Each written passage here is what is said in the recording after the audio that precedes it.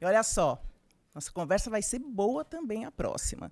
Então, eu convido para que venha aqui ao palco o Rodrigo Alves, jornalista, autor do podcast Vida de Jornalista.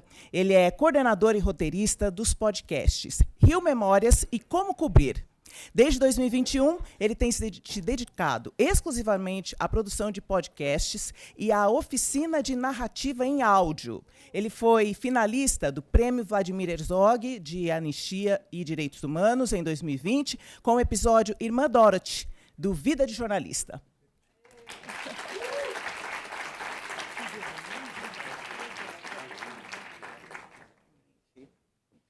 Helena Corezomaé, jovem indígena do povo Balatiponé. Ela é jornalista, mestre em antropologia social, escritora, repórter, editora, assessora, fotógrafa. Atualmente, ela trabalha como editora e repórter da TV Centro-América, afiliada da Rede Globo, em Mato Grosso, e também tem outras atividades. Obrigada, Helena.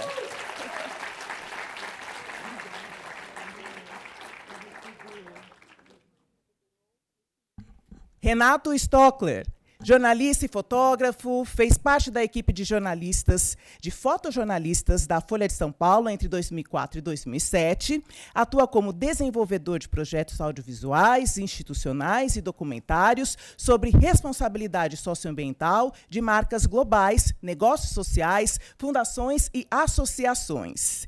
Desde do ano 2000, ele dirige e fotografa os mini-documentários para o Prêmio Empreendedor Social Folha de São Paulo. Renato Stockler.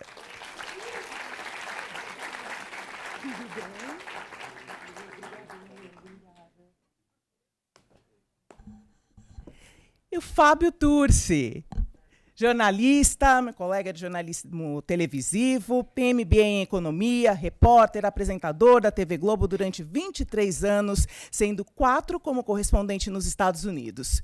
Produtor de conteúdo contra o racismo e a homotransfobia. Ele é criador do podcast Existo. Fábio Turci.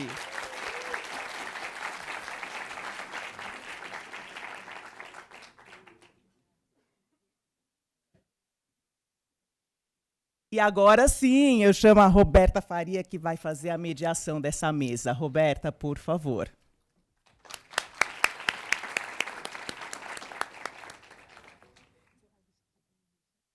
Gente, obrigada por estarem aqui. Que alegria ver esses jurados ao vivo. Faz meses que a gente trabalha com esse time incrível, que foram os avaliadores dos trabalhos inscritos no prêmio. E a gente queria que eles estivessem aqui também com a gente hoje, não só para conhecer ao vivo aqueles que eles mesmos escolheram como os melhores do ano, mas também para a gente aprender com a experiência desses profissionais todos que a gente admira tanto. E eu queria começar primeiro convidando vocês para contar um pouquinho dos projetos de vocês e, enfim, de como foi a experiência de avaliar o que vocês viram em toda essa jornada aí de jurados do prêmio. Começamos daqui para lá. Bom. Boa noite, gente. Boa noite a todos e todas. Obrigado demais pelo convite de estar aqui. Eu acho que foi um processo, e eu tenho certeza que os meus colegas vão dizer isso também, muito difícil, porque julgar é muito difícil em qualquer situação, né? Mas ainda mais quando a gente está diante de um material que, obviamente, é de muita qualidade. E, no meu caso, eu fico sempre numa insegurança enorme de será que eu estou sendo 100% justo aqui? E será que o meu julgamento está indo pelo lado certo? Enfim. Mas, ao mesmo tempo, foi um prazer ver tantas peças em texto, em áudio, em vídeo, enfim, de formatos muito diferentes. E com um propósito muito claro ali, né? Que eu acho que é uma coisa que o jornalismo precisa muito, que é esse jornalismo de solução, de resultado. Geralmente, essa expressão de resultado é uma expressão que a gente usa para coisas que não são boas, né? No futebol, por exemplo, a gente fala futebol de resultado, é aquele futebol meio feio, né? Que é só ali para garantir um empatezinho e tal. Mas no jornalismo, acho que não. No jornalismo, acho que o resultado, o impacto, que tanto foi falado aqui, né, na mesa anterior, é muito importante. Então, para mim, foi um processo muito difícil, mas, ao mesmo tempo, também prazeroso. Eu tenho um podcast que é sobre jornalismo, então eu estou há 5 anos e meio tratando desse tema com, enfim, colegas muito incríveis. Helena recentemente esteve no Vida e me deu a honra de ter um episódio com ela. E enfim, para mim pessoalmente, eu trabalhei em redação durante muito tempo, né? E de 3, 4 anos para cá eu tenho me dedicado só à produção de jornalismo em áudio nos podcasts. Então, no meu caso, eu estou tratando do tema jornalismo o tempo inteiro. Então, a oportunidade de acessar uma série de reportagens, de matérias, de podcasts, enfim, de conteúdos que nem todos eles eu teria acesso se eu não tivesse nessa posição aqui de jurado do prêmio. Então, claro que para mim foi um privilégio gigantesco e certamente vou ficar muito feliz de ver vocês aqui na hora, enfim, dos anúncios e tal, e vai ser muito legal. Então, parabéns para todo mundo, não só quem está aqui, mas todo mundo que participou, e muito obrigado pela oportunidade. Eu adorei. Obrigada a você. Helena, teve inclusive vários empates, né? Teve que ter segundo turno, porque estava difícil selecionar. Conta mais pra gente, Helena. Pai Curiapi do Quá. Todo mundo me escuta? Tá bom? Aliás, Helena, só te interrompendo, eu esqueci de me autodescrever, né? Então, eu sou um homem branco, tô de óculos, boné, de calça jeans e uma blusa azul por cima de uma blusa branca com a cara de um urso. Parece meio esquisito, mas enfim, é isso. Desculpa, Helena. Pai Curiapi do Quá. Meu nome é Helena Corezomaé, eu tenho um cabelo cacheado, estou usando óculos, estou de vestido branco com algumas flores, estou de jaqueta e um sapato marrom. Bom, é um prazer estar aqui. Eu que venho de Mato Grosso, sou de uma comunidade indígena, venho do território, passei pela faculdade, hoje fiz mestrado e hoje atuo há um tempo na afiliada da Rede Globo. E foi uma experiência incrível estar como avaliadora. E a gente sabe o quanto é difícil, né? A gente se inscreve nos prêmios e tem aquela expectativa. A gente muitas vezes prepara diferentes materiais e depois e a gente meio que não prepara pensando em prêmios, né? Mas quando eles acontecem é super legal. E realmente a gente teve trabalhos incríveis, diferentes, e a gente foi olhando ali, avaliando ponto a ponto, aí a gente cria a nossa própria metodologia, aí depois a gente fala, olha, acho que aqui não, acho que aqui sim, mas trabalhos incríveis, que faz a gente analisar todo o contexto do país, de certa forma. A gente teve uma variedade grande de trabalhos, fez a gente analisar como é que estão sendo desenvolvidos trabalhos locais, assim, nesse jornalismo de solução. Eu senti falta, assim, de trabalhos ligados à questão indígena, mas acho que isso é muito reflexo também. A gente tem pouquíssimos profissionais. Hoje mesmo, eu sou a única jornalista indígena em Mato Grosso. A nível do Brasil, a gente sabe que esse número também é muito pequeno. Hoje, a gente tem um grupo de jornalistas que eu faço parte, um mapeamento. A gente está com mais de 20 no país. É um número muito pequeno. E a gente vê isso em reflexos nas matérias, né, no que tem sido produzido nas redações. Mas os trabalhos foram incríveis e realmente levou a gente a analisar com mais cuidado e atenção aí tudo que foi produzido. Mas meus parabéns, eu fico muito feliz de estar hoje aqui. Obrigada, Helena. Boa noite para todos. Meu nome é Fábio, sou um homem branco de 1,86 m de altura, tenho cabelos castanhos escuros, uso óculos, mas agora eu estou sem, porque o meu problema é enxergar de perto, não é de longe. Estou vestindo uma camisa polo vinho, uma calça jeans meio desbotada e um sapato marrom. Eu vejo o jornalismo muito como eu vejo o poder público, né? Eu entendo que ambos precisam fazer mais por quem precisa mais. Então, participar desse prêmio, para mim, foi reacender um pouco a esperança no jornalismo, né? Ver os colegas trabalhando esse tipo de pauta, com os cuidados que essas pautas demandam e uma variedade de pautas, né? E claro que ainda falta alguma coisa, por exemplo, né? As pautas indígenas que não estiveram presentes aqui. Mas eu fiquei empolgado durante a avaliação. Teve um momento que, inclusive, eu não aguentei, escrevi um e-mail para a organização do prêmio, comemorando um produto específico, um trabalho específico que eu tinha acabado de acompanhar. Não sei se ele ganhou, inclusive, estou na expectativa aqui para ver. Então, eu me empolguei acompanhando esses trabalhos e eu sou muito passional em relação ao jornalismo. Então, para mim, foi uma injeção de energia mesmo, assim, ver os trabalhos nessa seara. E parabéns pelo prêmio, porque ele é fundamental, né? Estimular e valorizar esse tipo de pauta é fundamental para a sobrevivência do jornalismo e principalmente para o avanço da qualidade de vida de quem precisa mais. Então, parabéns.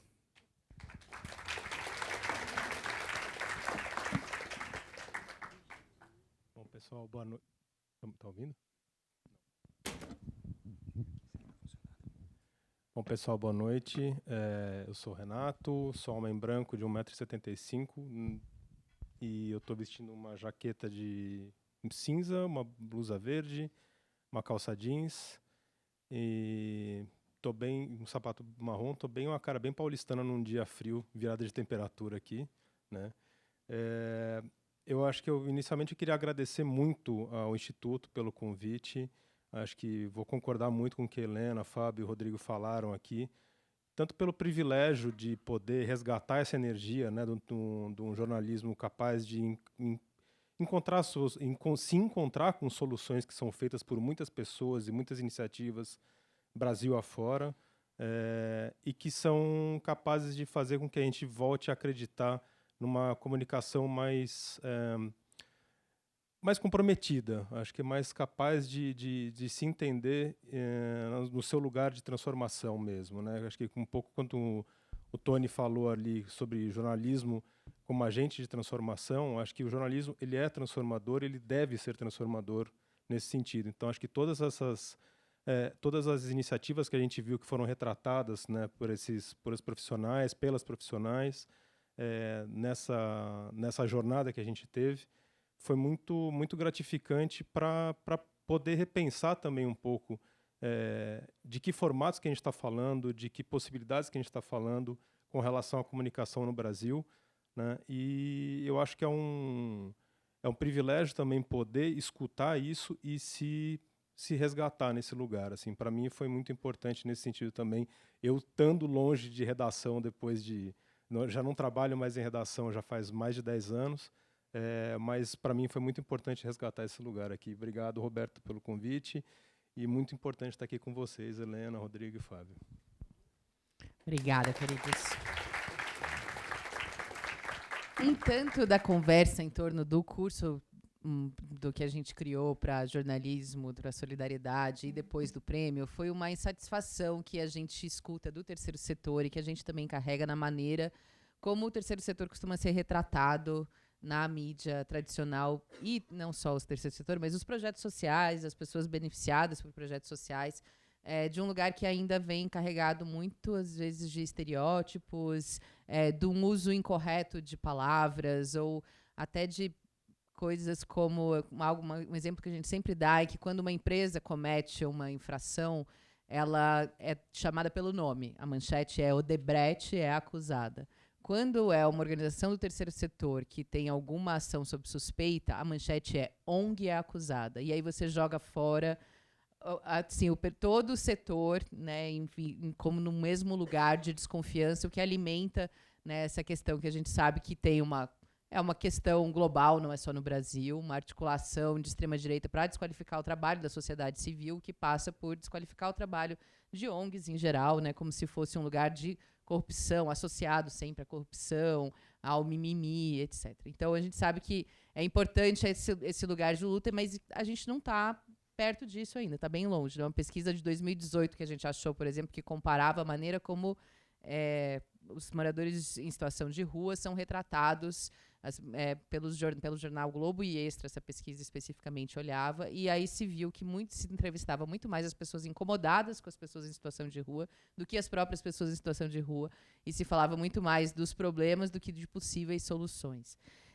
Eu queria ouvir essa pergunta para a Helena e para o Fábio, de que forma os jornalistas, enquanto mais do que funcionários ou jornalistas, mas também cidadãos, assim, como que você consegue mudar esse olhar para contar versões melhores? Como a gente escapa do nosso... Porque às vezes o preconceito está internalizado, a gente está tão acostumado a tratar dessa maneira que não se dá conta que a gente está reproduzindo estereótipos. Como que a gente liga esse outro filtro para trabalhar melhor as informações e dar uma cobertura mais justa, mais ampla?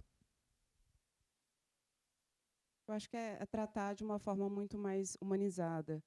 O primeiro passo que eu sempre procuro é pegar personagens e falar sobre quem é essa pessoa, o que ela faz, e trazer mais perto das pessoas. Porque se a gente traz um número, 30 pessoas estão em situação de rua, a gente deixa isso tão distante, as pessoas não criam tanto interesse.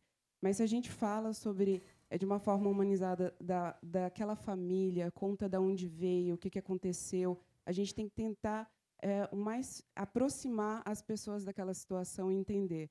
Ela está ali não porque foram diversas situações que levaram ela a chegar ali, inclusive a falta de atuação do poder público.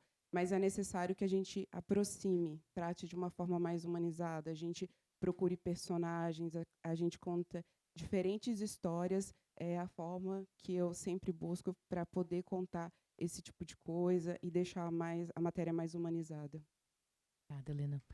Fábio, você tem uma atuação bem específica assim, na luta por melhorar os termos e as construções, né? Enfim, na cobertura para tirar esse ranço que às vezes vem até com um tom de piada, né? Ou para dar um tom mais de tornar um assunto mais fácil, mas na verdade a gente está reproduzindo ali um estereótipo que acontecia muito na cobertura esportiva, né? Enfim, conta como que você trabalha isso e passa adiante. Eu acho que isso é muito reflexo da bolha que as redações são. Falando aqui de grande imprensa, né? A grande mídia, ela reflete a bolha privilegiada da população. Então, na grande maioria, quem está ali dentro é gente que não é letrada minimamente nos temas sociais, né?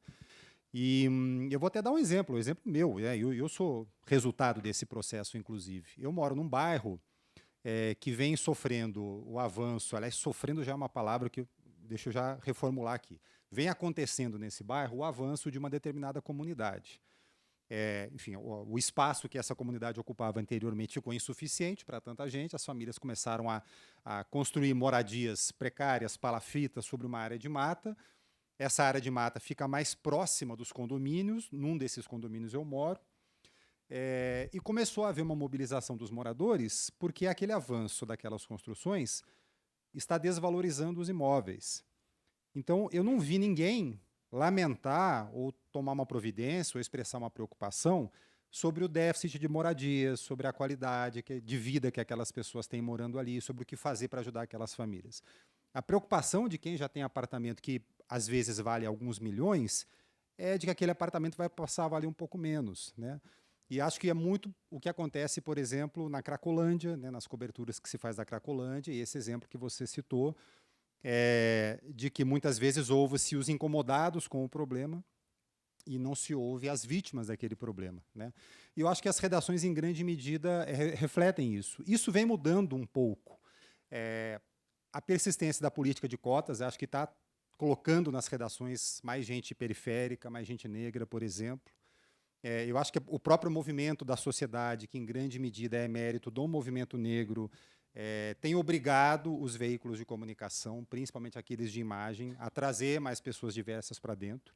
Então, acho que aos poucos a gente começa a promover aquela boa contaminação das redações, de pessoas que estão nesses lugares ou estão, enfim, que são letradas minimamente nesses temas, e passam a contaminar os colegas, letrar os colegas e trazer outras pautas que normalmente não frequentavam os noticiários.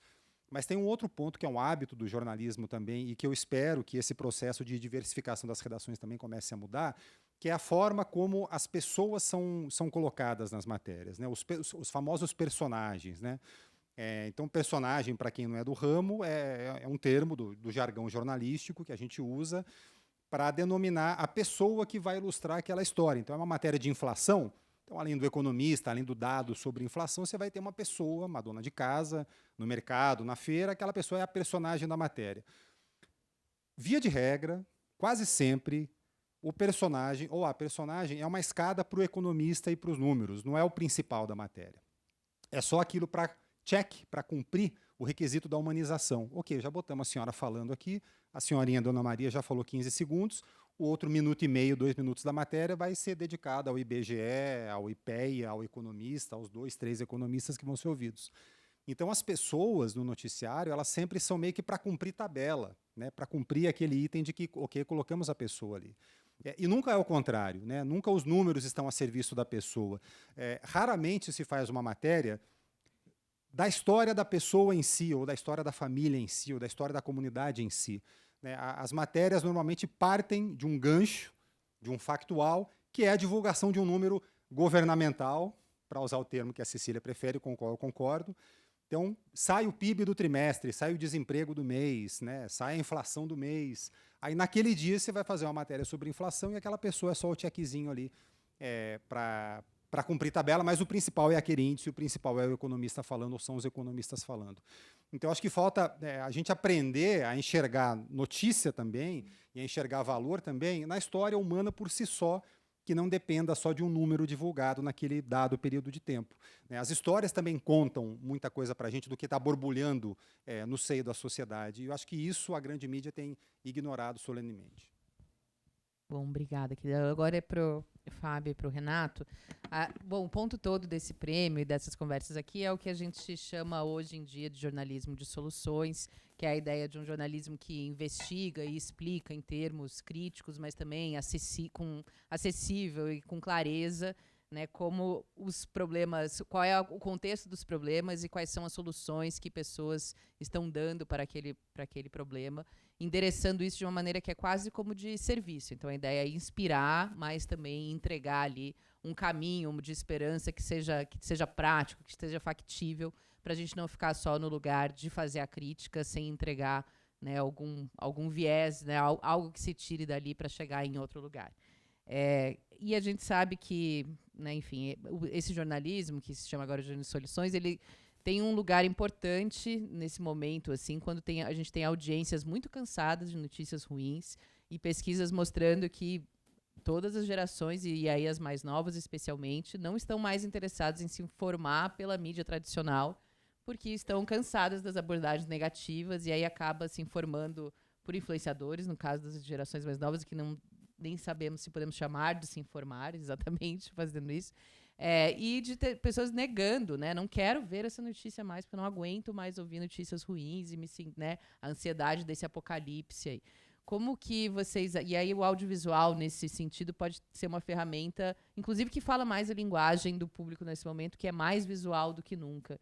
Né? E queria ouvir de vocês que elementos a gente pode trazer para as histórias e para as matérias que a gente produz, para que elas consigam trazer solução e atrair as audiências, assim, saindo desse lugar onde hoje a gente fala, mas acaba que nem sempre tem público para ouvir o que precisa ser dito e para conseguir as mudanças que a gente quer.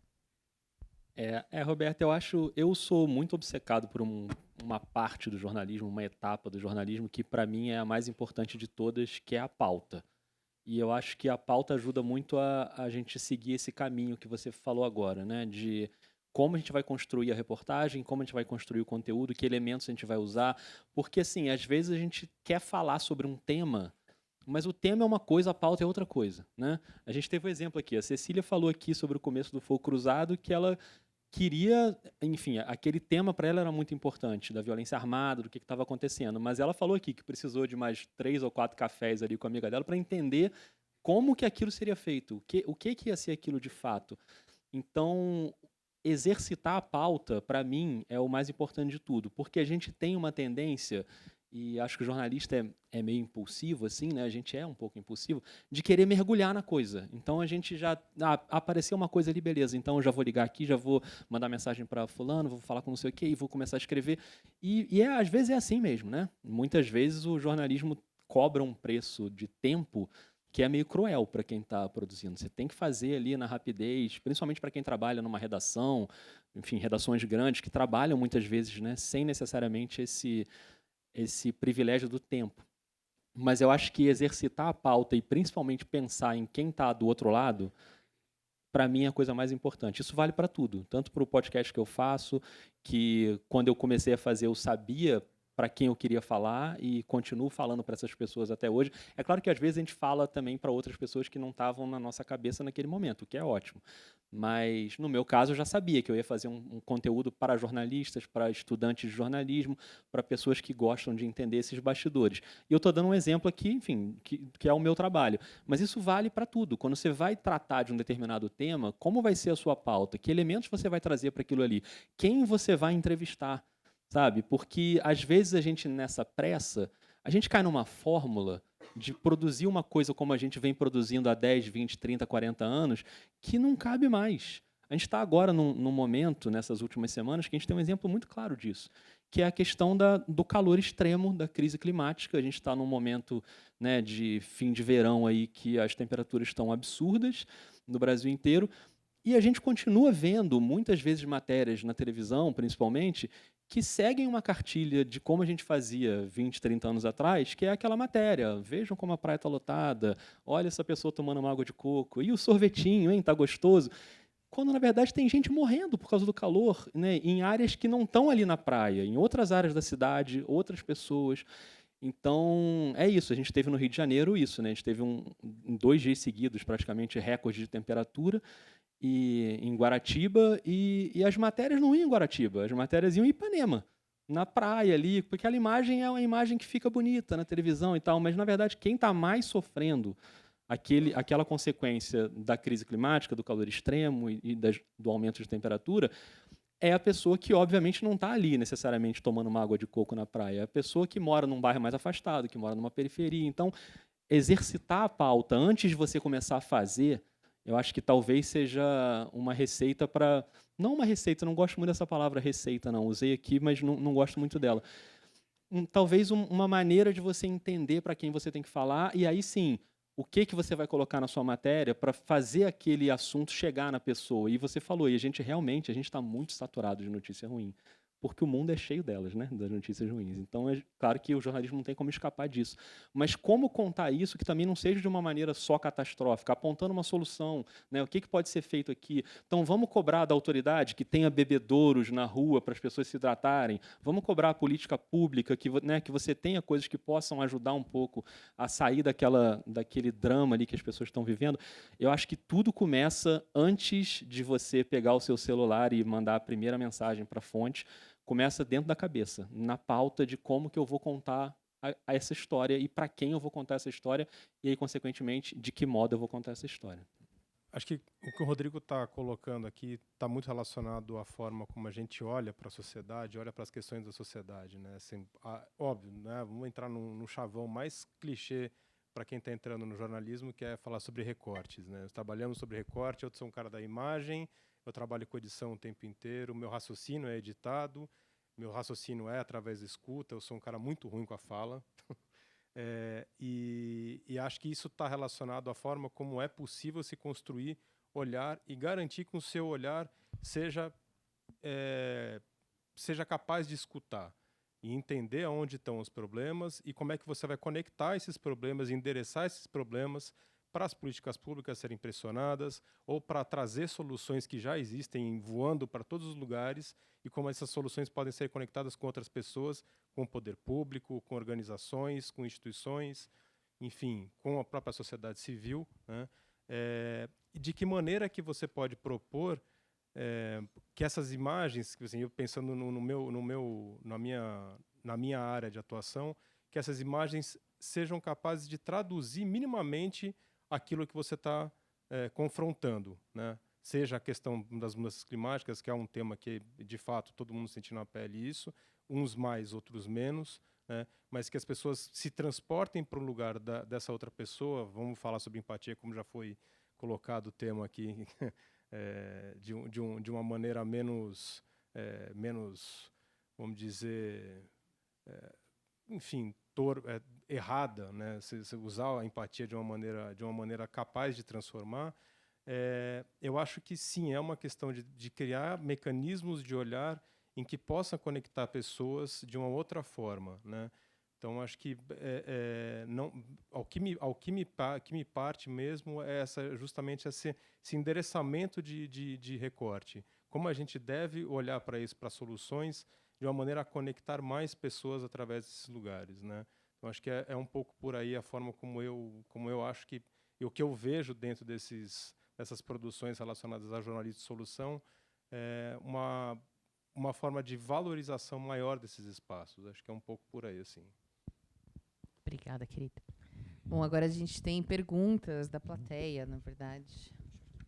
A primeira aqui, que tem a ver com uma que já foi feita anteriormente, aqui para outra mesa também, que é da gente pensar como a gente consegue resgatar o interesse da audiência e sair desse lugar que de falar sempre com as mesmas pessoas. A gente fala muito disso quando a gente fala do conteúdo da cultura de doação também, que é fácil pregar para quem já é convertido, né, e para quem já está interessado no nosso assunto, mas para conseguir mudanças de fato, a gente precisa falar, inclusive, com quem é contra o assunto do qual a gente está falando. Então, como que a gente fura essa bolha aí e consegue chegar em novas pessoas e, enfim, novas audiências? Isso tem a ver também até com a sustentabilidade do jornalismo, que, né, enquanto a gente estiver falando só com pequenos nichos, a crise do financiamento só aumenta. Candidatos ou com alguém com uma resposta para isso?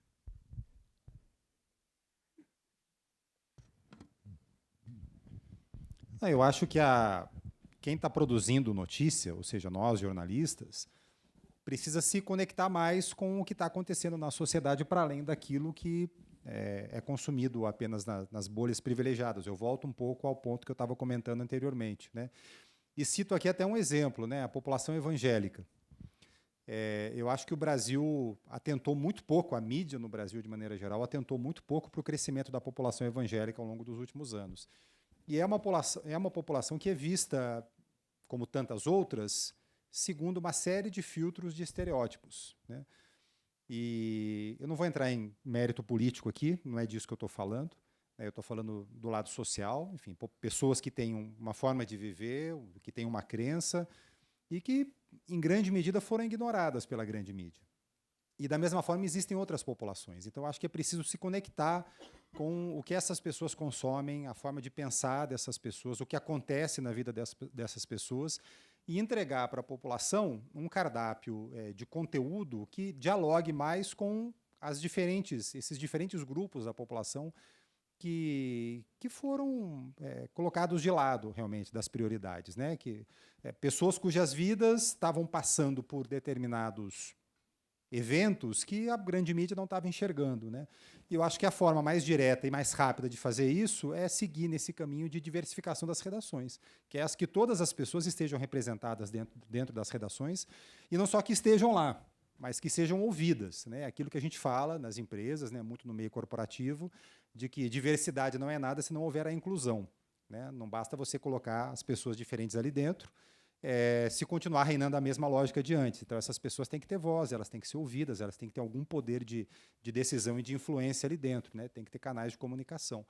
Então, eu acho que esse é o primeiríssimo passo para acontecer, diversificar as redações e ouvir o que essas pessoas têm para dizer, e ouvir as pautas que essas pessoas podem trazer para entregar conteúdo que dialogue com grupos da população que estão sendo invisibilizados.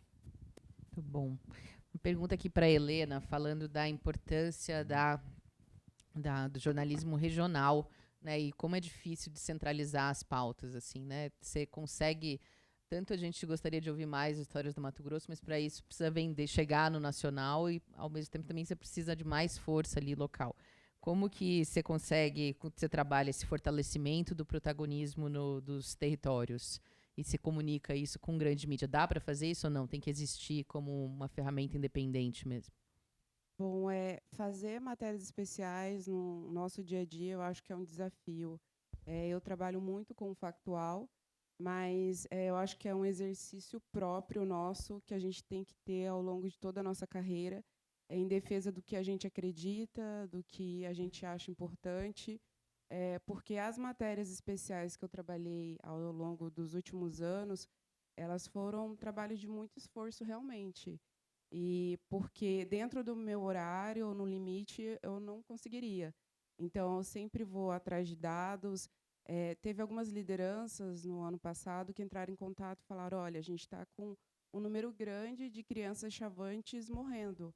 Era um problema muito grave, mas que eu tinha que ir atrás dos dados. Foram meses em busca dos dados.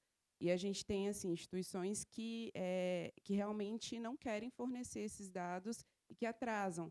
E não me permitem ir em área, e a gente está falando de um estado que tem 43 etnias, é gigante, e que eu não conseguiria ir em loco para poder verificar a situação daquela comunidade e analisar aqueles dados diretamente e conhecer essas famílias. Então, a minha ferramenta era ir atrás de dados e saber se realmente esse número grande de crianças estavam morrendo. Depois de muita insistência, e meses atrás, eu consegui. Eram mais de 40 crianças que morreram por causas evitáveis. crianças que morreram por diarreia. Então, é um índice altíssimo e que pouco se fala. E a gente vai noticiando a morte de crianças, mas a gente também tem que ter esse dado geral, mas isso demanda de muito esforço, realmente. E se eu não tivesse ali, essa matéria não teria sido feita.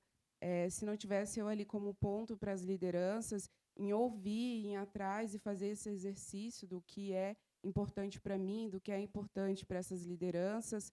E aí se mudou, chegou a mudar o coordenador, foi feita uma outra política em relação à assistência na saúde nos territórios, e aí a gente vê um impacto, mas não é algo que eu busquei, mas que foi uma consequência.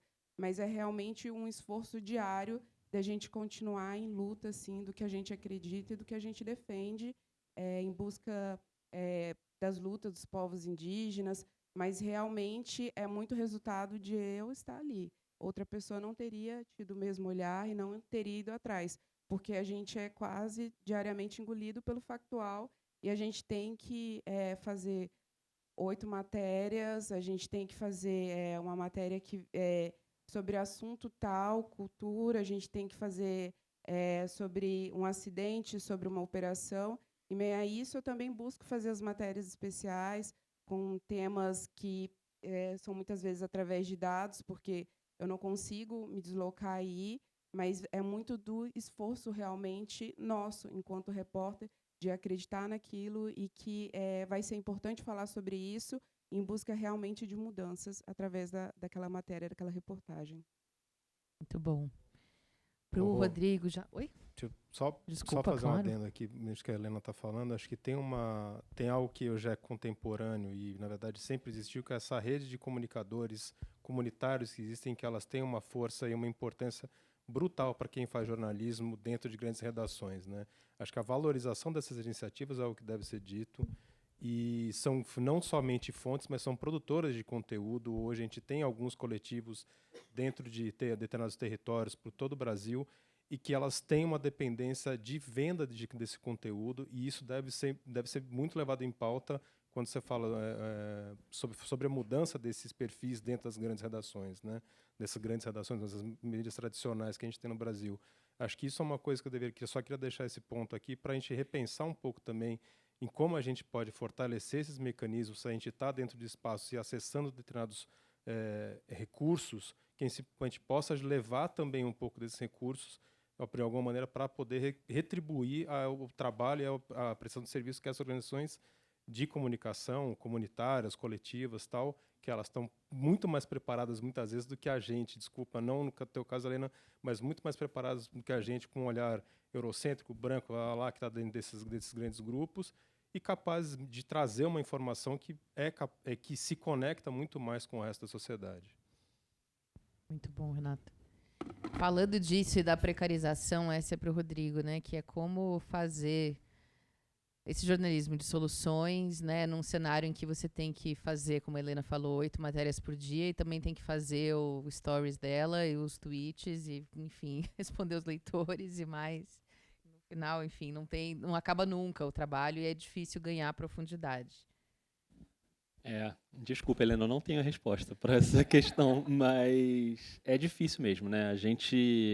Quem está numa estrutura de redação tem muito essa questão de um trabalho que precisa ser feito ali, que precisa ser cumprido, e principalmente para quem cobre factual, que é o caso da Helena. E para quem não está em redação, para quem também é um jornalista independente, que vive de freela, também é muito difícil, né? Porque você tem que se remunerar, você não tem um salário e você precisa do trabalho para conseguir pagar os seus boletos, e isso requer uma organização muito, muito específica ali para você conseguir fazer. É muito complicado. Eu acho que aí, eu vou voltar aqui na questão da pauta de novo, acho que escolha de pauta é uma coisa que pode ajudar, e às vezes a pauta vai te cansar mais. Nesse caso, como a Helena citou, é um caso típico disso, né, de um tema que era muito importante de ser feito, mas que obviamente daria muito trabalho. E nem sempre vai dar para fazer, né? Então, acho que uma coisa que a gente tem que ter em mente é que a gente não vai conseguir fazer tudo, e às vezes a gente se cobra de fazer tudo porque a gente quer fazer, a gente sabe que é importante fazer, mas cada um de nós é um só, né? Então, claro que às vezes a gente conta com uma equipe, com um trabalho, mas mesmo assim é difícil. Então, é a gente sofrer um pouco menos e se cobrar um pouco menos se a gente não está conseguindo dar conta de tudo, porque, né, spoiler, a gente não vai dar conta de tudo, né? Não vai ter como. Então a gente tem que dar conta do que a gente é capaz de dar. E aí, dentro desse recorte, tentar fazer da melhor maneira possível. E eu acho que, no fim das contas, voltando até um tema anterior que a gente estava falando aqui, que é esse de furar a bolha, né, de como não ficar só pregando para quem você já sabe que entende daquele assunto, mas tentar chegar em outras pessoas. Acho que a gente gira e acaba caindo no que no jornalismo é muito importante, que é contar boas histórias. Eu acho que a boa história fura a bolha, né? Porque a boa história ela vai além daquele assunto. Se é uma história muito boa, com uma pessoa muito interessante, seja uma história engraçada, divertida, seja uma história séria, triste, que precisa ser denunciada, se você encontra ali aquela história e sabe contar de um jeito que seja atrativo para as pessoas ouvirem, ou lerem, ou assistirem, eu acho que é uma maneira de você tentar chegar a mais gente. E outra maneira também é isso, de você... E aí eu vou na contramão do que eu comecei falando aqui, que eu sei que a gente já está com uma questão de precarização do jornalismo, de não dar conta de tudo, mas é isso, acho que foi Cecília que falou sobre isso aqui também, de entender como funciona a rede social, né, que no Instagram você tem que falar de um jeito, no TikTok de outro, no Twitter do outro, e aí em vídeo é uma coisa, em texto é outra. Entender isso não é fácil, assim, e no fim das contas pouquíssima gente entende perfeitamente como acontece isso, né? Muito difícil, assim. Eu tenho muita dificuldade de lidar com conteúdos para redes sociais, mas é uma maneira também de você ir furando bolha e aí de repente conseguir chegar naquelas pessoas, e às vezes você vai encontrar um nicho ali que você vai falar, eu quero trabalhar desse jeito aqui. É isso aqui que eu quero fazer. Então, eu vou abrir mão de fazer algumas outras coisas para focar nisso que eu sei que deu certo, que funcionou e que eu estou fazendo bem. E não tentar ficar abraçando tudo. Porque, senão, realmente, assim, a saúde mental vai para o espaço, o nosso tempo vai para o espaço, convívio com a família, com os amigos, o fim de semana. Coisas que, durante muito tempo, a gente, de certa forma, glamourizou, né, no jornalismo. Não, eu trabalho 30 horas, eu não tenho fim de semana. Não, acho que... Tem que ter, né? Assim, a gente também, jornalista também é gente, né? Ficou bem claro isso aqui. Mas, apesar de às vezes não parecer, mas é. Então é a gente tentar lutar contra isso sempre, não abrir mão dessa guerra, sabe? Eu acho que é uma luta que a gente tem que ficar nela sempre, para que a gente possa fazer as coisas de uma maneira mais saudável. Muito bom. Posso acrescentar uma resposta para essa pergunta, que é uma coisa que a gente fala bastante dentro do curso, né, de jornalismo para a solidariedade, que é, tudo bem, talvez você não vá ter recurso, incentivo da própria redação, tempo para fazer, hábil para fazer uma grande reportagem dos sonhos que vai desvendar grandes coisas. A gente sabe quanto isso é raro, né? São poucas vezes na vida que você vai ter esse espaço, mas dá para botar o terceiro setor e as causas em qualquer matéria que você está escrevendo, assim, né? É olhar para o terceiro setor como uma fonte de especialistas, de personagens possíveis, contar, né, como o Renato estava falando, com as comunicações comunitárias e com as organizações da sociedade civil, para que elas estejam em qualquer assunto, em qualquer matéria de data, na do verão de 60 graus, dá para trocar o Olha Aqui Como Está a Praia por um especialista que venha do terceiro setor, e, enfim. E esse é um jeito da gente fazer um pouquinho dessa militância, enfiar um pouquinho disso em qualquer assunto que a gente esteja tratando. E agora, para concluir, uma última aqui para o Renato, essa é uma interessante, porque acho que vale, talvez não para o trabalho de todos, mas para o conjunto da obra, das matérias que a gente faz. Desde o ano passado, a gente está vendo grandes organizações, como a Cruz Vermelha, a Unicef, Global, enfim, a Médicos Sem Fronteiras, vindo a público reconhecer que a cobertura de imagens para suas comunicações é historicamente muito colonialista e num lugar de brancos salvadores, né, explorando a miséria, a indignação, para causar indignação e aí causar uma vontade de ajudar e de doar. Mas isso reduz as pessoas a estereótipos de pobres, coitados, precisando de ajuda. Como que a gente retrata um contexto social sem deixar que as pessoas que estão naquele contexto percam ali a sua dignidade ou sejam tratadas como eles e nós, assim, né? Nesse lugar de que ainda bem que isso não aconteceu comigo. Bom, eu acho que isso parte justamente desse ponto que tu tinha trazido ali. Quebrei um pouco o protocolo ali, mas eu acho que depende muito do recorte de quem é que está fazendo essa imagem, quem é que está escutando esse depoimento, ou quem está vivenciando isso, né? A partir do momento que a gente tem múltiplos olhares de diversas pessoas dentro das situações e elas sejam as protagonistas dessa comunicação, isso já vai acontecer. Isso já está acontecendo de alguma maneira quando você falou de mudanças das redações, quando a gente tem a Helena como uma repórter, como a gente tem tantas outras pessoas fazendo justamente isso, ocupando esses lugares. Isso é uma questão de ocupação de lugar. As organizações vão ter pessoas que comunicam isso dentro da sua comunicação, tenham esse olhar, tenham esse recorte e sejam desses lugares. Esse é o ponto, né? Eu acho que isso que vai transformar. Não adianta você querer mudar o olhar de quem não vivenciou isso na sua origem, no seu espaço, nas suas reflexões, no seu repertório e nas suas dores também, né? E nas suas soluções que você encontra, enfim, nas suas paixões, né? Na forma como você enxerga tanto as dores, mas também como as belezas de um determinado lugar. Acho que isso está relacionado a uma mudança de olhar da sociedade a partir de quem é que traz essa informação. Para mim, a parte disso. Obrigada, Renato. Obrigada a todos vocês. Nosso tempo, infelizmente, se encerrou, mas pelo lado bom, agora a gente vai conhecer, enfim, os vencedores do prêmio e vamos passar para a premiação. Obrigada, queridos. Palmas para eles.